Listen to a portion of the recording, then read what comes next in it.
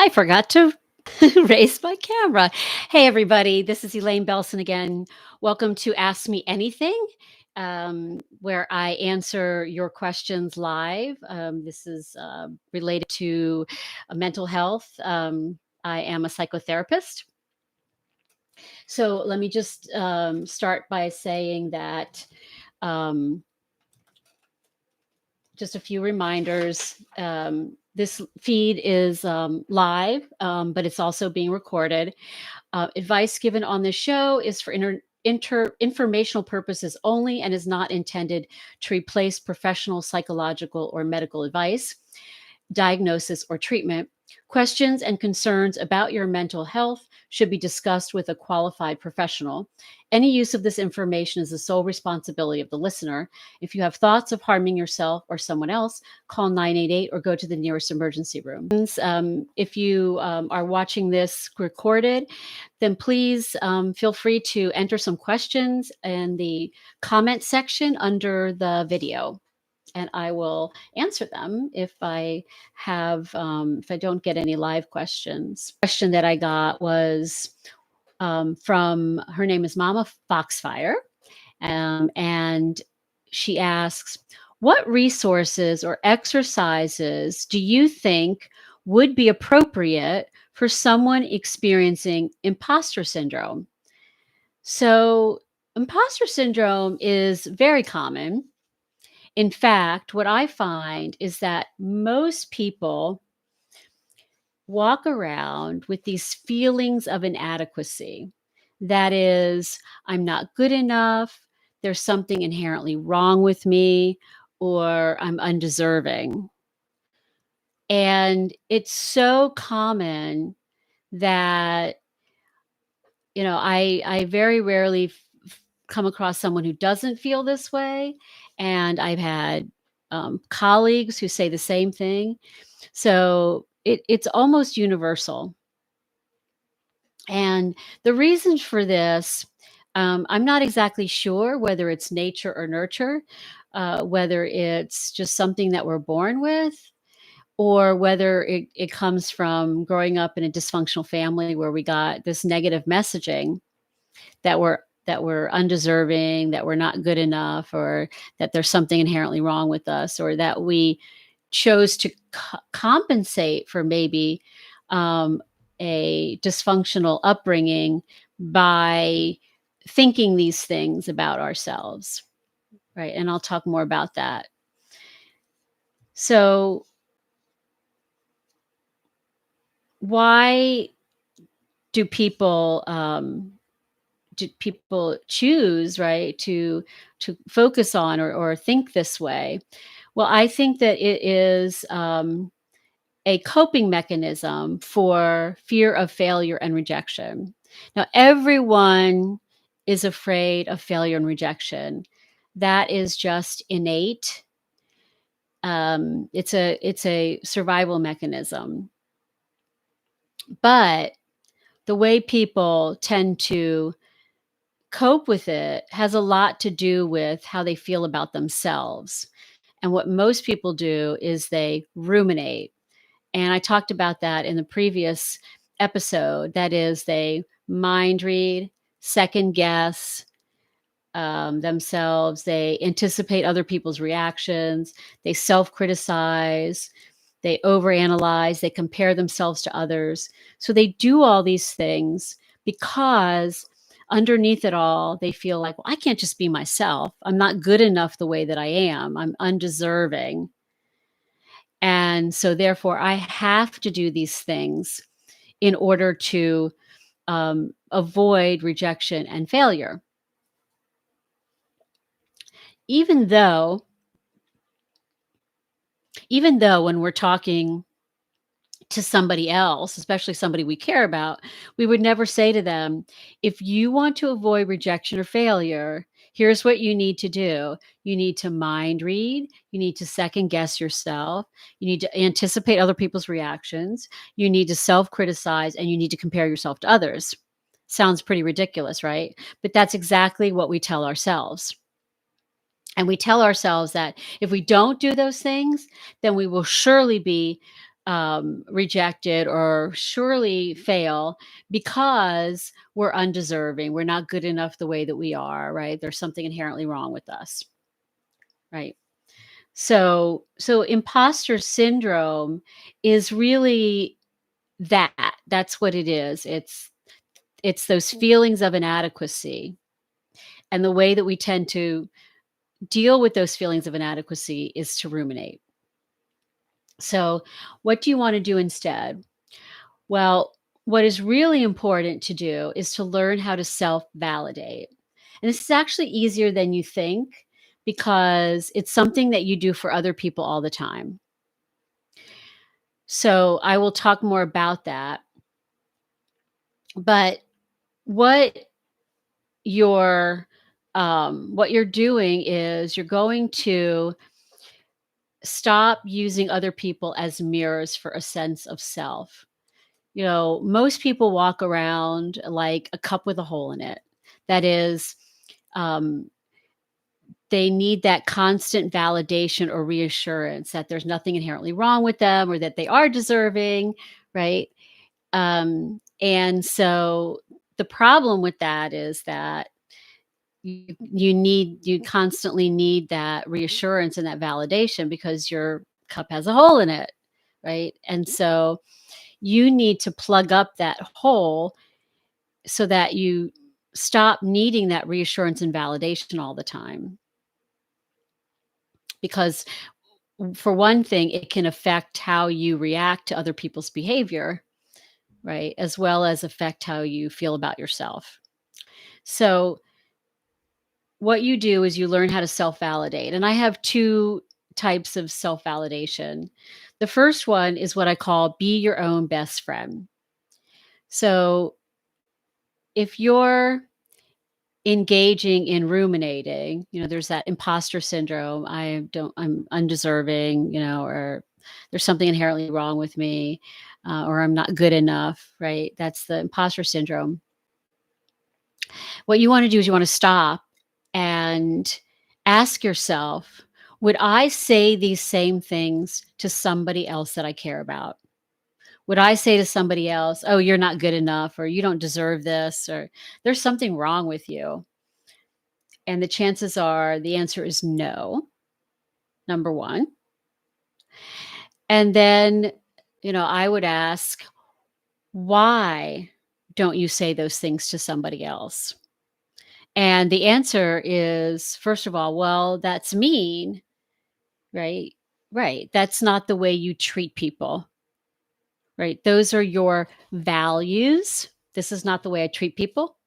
Secondly, you recognize that this is not going to be helpful. It's just going to make the person feel worse. Right. So you have to remember that when you talk to yourself that way, it's exactly the same, right? You're just making yourself feel worse. It's not helpful.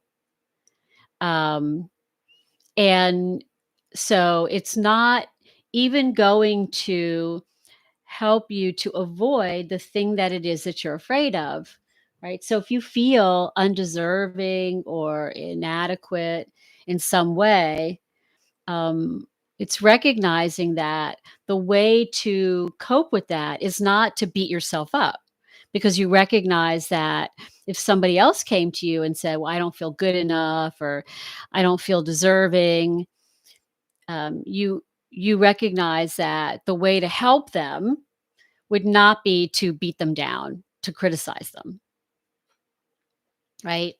So, what does work? What would you think about if you wouldn't speak to them that way, right? What would you do instead, right? Chances are you would ask for more information. Well, what makes you feel that way? Tell me more about the situation. What happened? Where is this coming from? What is it that you're afraid of? And then, well, let's look at what's in your control. What can you do about that? So it's the same when you're talking to yourself. First, you ask yourself, would I say this to somebody else? And if the answer is no, I would not speak to somebody else that way. Well, then you certainly shouldn't be speaking to yourself that way. Right. And again, you recognize that the reason why is because you recognize that it's not helpful. It's just going to make you feel worse. And then what you do is you ask yourself, well, what would be a more constructive way of talking to myself if I want to avoid rejection and failure? It would be to problem solve, would be to ask myself, where is this coming from? In other words, what specifically is making me feel this way? And then what's in my control to avoid the rejection or failure? So that's why I call it being your own best friend. And this applies anytime you catch yourself speaking negatively to yourself, right? So engaging in imposter syndrome, right? And telling yourself that you're not good enough or you're undeserving. Stop and ask yourself, okay, what am I feeling right now? There's an insecurity underneath, there's an anxiety underneath. Chances are the feeling is fear of rejection or failure. And so ask yourself specifically, what is it that I'm afraid of will happen? And then what is in my control to avoid it? So you want to be problem solving oriented, because that is the only way that you're going to avoid the rejection or failure. And that is why you have the feelings to begin with. They're there to help you to problem solve. Um, the other type of self validation is when somebody else is making you feel bad about yourself. And so basically, they say or do something that makes you question yourself. And again, that can lead to imposter syndrome. Well, maybe I'm not good enough, or maybe I don't deserve this because this person was mad at me or they criticized me in some way. And so, what you want to do in this situation is you want to ask yourself, if the situation were reversed, would I talk to this person the way they're talking to me? Would I treat that person the way that they're treating me? Right? And if the answer is no, that is not the way I would treat that person, well, then again, that's telling you something. That's telling you that these are your values. This is the way you treat people. And you recognize that way, the way the other person is treating you is not helpful. It's not constructive. It's just going to make that person feel worse. And so I call this the opposite of the golden rule. So we know what the golden rule is. It's treat other people the way you want to be treated. So the opposite of the golden rule is you have a right to be treated the way you treat other people. So if somebody is making you feel bad about yourself, then ask yourself, if the situation reversed, would I treat them that way?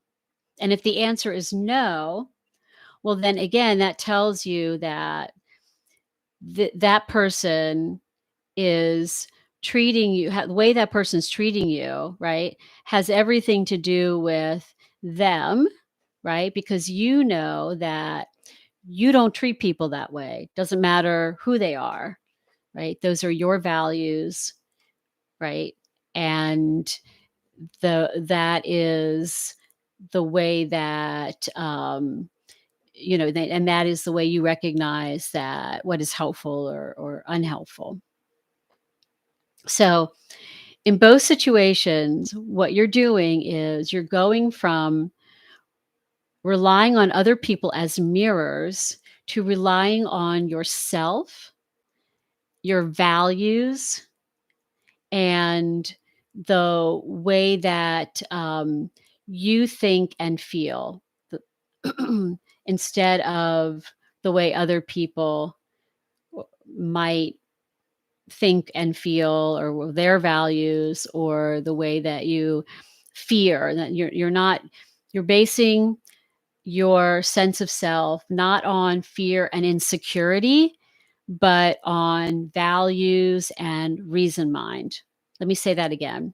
So when you self-validate using be your own best friend and opposite of the golden rule, what you're doing is, instead of basing your sense of self on fear and insecurity, you're basing your sense of self on your values and rational mind. Some other strategies are asking yourself, what's in my control? So if we're feeling inadequate in some way, feeling this imposter syndrome, then, the assumption is that we're afraid, right? That we're not good enough and that we're not going to be able to handle the situation, right? So we don't trust ourselves, whatever it is, right? Whatever the role is. And so there's a fear there. There's an underlying um, sort of inference that there's something is going to go wrong. And so what you want to do, rather than again engaging in worrying or self criticizing, what you want to do is ask yourself, what's in my control to avoid the thing that it is that I'm afraid of? If I think that I'm not good enough or undeserving, or there's something inherently wrong with me, what is it that I'm afraid could happen? And then what's in my control to prevent it? And this is kind of what I call worst case scenario exercise.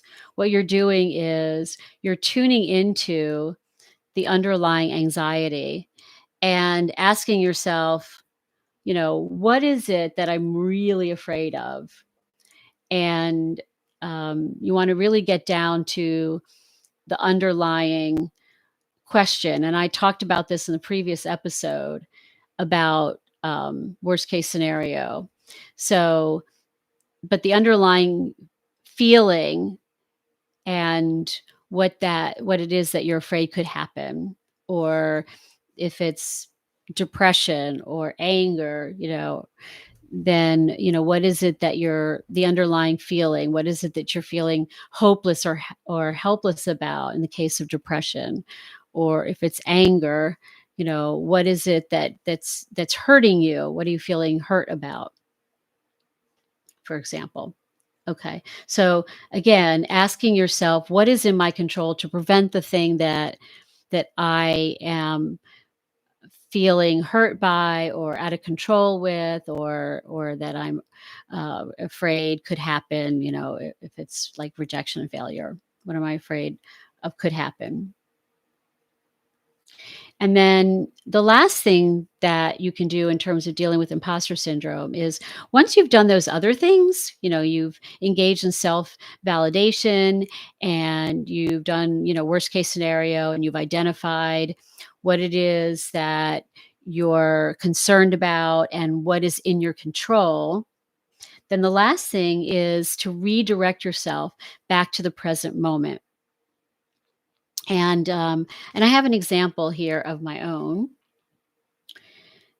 There was a time when anytime I heard somebody enter my waiting room, I had an inner office and I had the waiting room, and I would hear people enter my waiting room, I would get this rush of anxiety because, I wanted to make sure that I helped them. And so I was experiencing performance anxiety, right? And so I I asked myself, this is a great example of that, the what's in my control kind of technique is, I said to myself, okay, what is it that I'm afraid of? I'm afraid that I'm not going to be able to help this person, or that I'm going to disappoint them, right? And so then I asked myself, well, if that's the case, then what's in my control to avoid that from happening? And so what I tried to do is I tried to focus on being in the present moment, listening to what my patient was saying. And so, whatever anxiety I had, I just kept redirecting myself back to the present moment. I was aware that it was there, but what I didn't do is I didn't get sucked into analyzing it, or panicking over it and saying, "Oh my God, I'm feeling anxious. Why? I wish this would go away. I didn't get frustrated with myself about it." It's just every time that I started to feel anxious, I would just go back to, okay, let me focus on what this patient is saying, right? And trying to listen to them so that I can help them, because by listening to them and helping them, well, that's how I avoid the very thing that I'm afraid of, which is bad performance, right? And what I found over time is that as I kept doing that, the performance anxiety went away, right? I didn't give in to the anxiety. I was problem solving oriented, and I did what was in my control. And so I didn't need the anxiety anymore. And remember, we talked about this in the first episode about why we have feelings to begin with. The feelings are there to help us to be proactive, to tell us there's something that we're overlooking, either a need or a threat. And so what this was telling me I was overlooking was that I was concerned about doing a good job. And so the best way for me to ensure that I do a good job is to focus on being present, being in the moment, right? Rather than letting the anxiety pull me out of the moment and worrying about something that could happen or rehashing something that I already did. So that is redirecting yourself back to the present moment, focusing on what's in your control. So I will stop there. Those are some really great questions. And I thank Claire and I thank Mama Foxfire for submitting them. And you can do the same thing. Um, Now that you've watched this episode, you can enter your questions in the comment area. I would also love your feedback. So if you could if you found this helpful, like and share this episode. Um, Also, if you want to be notified of future episodes, I am going to be doing Ask Me Anything live every Fridays at 12 noon. So if you want to be notified so that you can ask a question live and listen to other people's questions live, then go ahead and click on the little bell and you will be notified when it's time, when it's Friday at noon to join in. And if you want more content, then you can go to ElaineBelson.com. I have a website there where I have more articles on, or psychoeducational articles like on anxiety and on self-esteem. And I have a bunch of other podcasts that you can listen to. So again, that's ElaineBelson.com. And I look forward to seeing you next Friday at 12 noon. Have a great weekend.